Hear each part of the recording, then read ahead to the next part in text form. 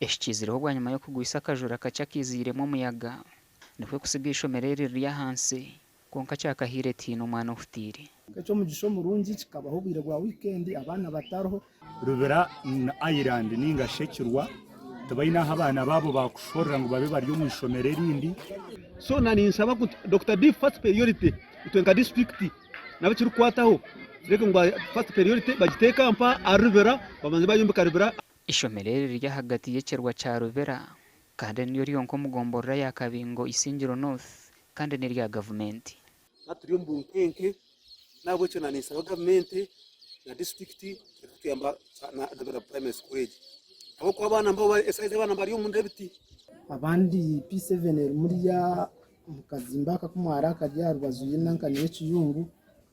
P3 na P2 mbashomara mu classroom mwemwe P5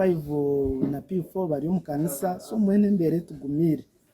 owa hata abana barakuza kushitamira ibibuzo bye cyamushanjo emiteme behanikire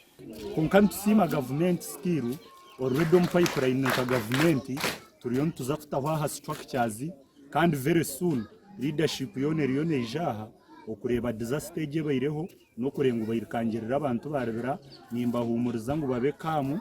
already structure agency tubayitwataireho turiyo tuza kugimarira very soon release kuba twagitungire